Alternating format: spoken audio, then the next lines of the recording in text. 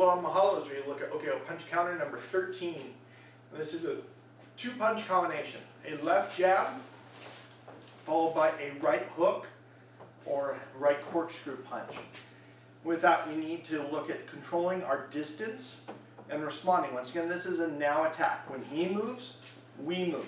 Left foot slightly forward, 12 o'clock. Hey man, I don't want a problem.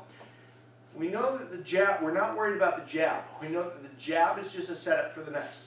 So we're going to create distance, step back to the right, and tap that jab to gauge distance. We now see that he wants to be winding up towards something.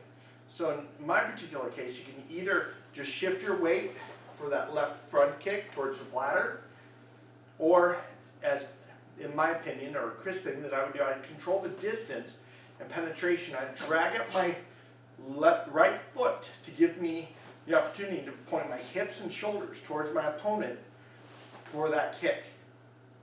And as he then comes in with the right, whether it's an unintended consequence or he was already winding up for it, I can choose where to put my left leg. Once again, from the beginning, he comes in, hey man, I don't want a problem. 1, 2, he steps in. I'm going to choose to open up my stance to allow me the foot maneuver that I want to do. I'm going to left outward knife hand block that hook punch as it comes in. I'm going to snake around that arm and use it as a strike to the bladder. I want to then create opportunity and space for me to throw him.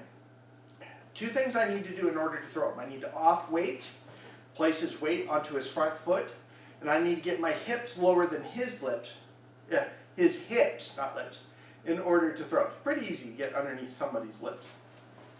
With that, left foot slightly forward. 1, 2, gauge leg, chop, strike to the bladder.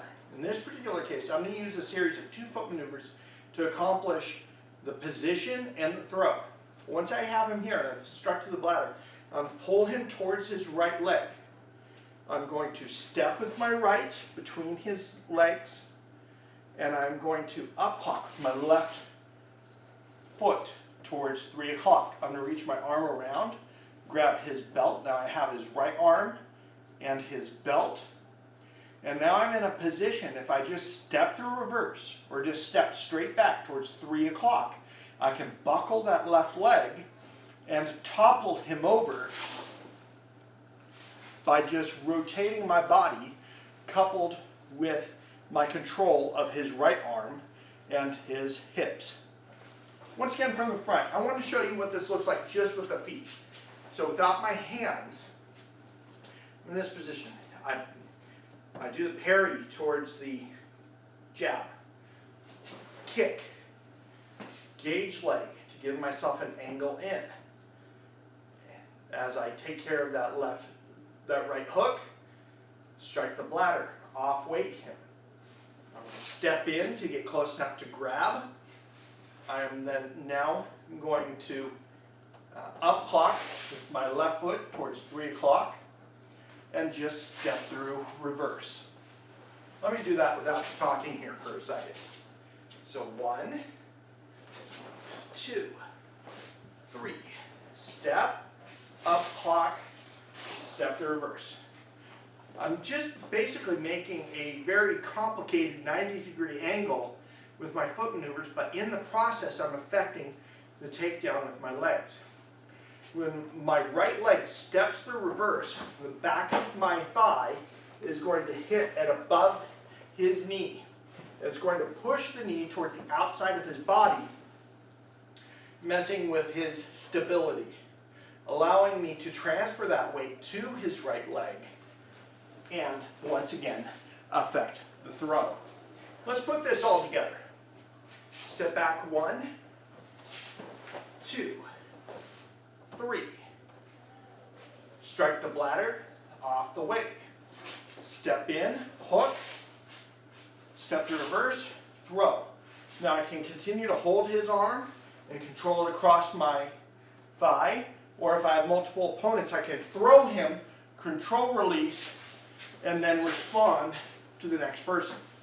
So what are some of the concepts and principles in here? Number one, as we have seen, distance control.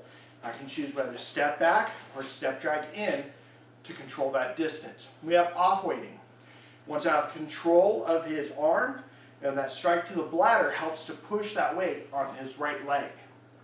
We have 3 points of contact. I'm going to be controlling his wrist. My shoulder is going to be in contact with his chest. And my right arm is not only going to be around him, but grabbing his belt. We have hip position.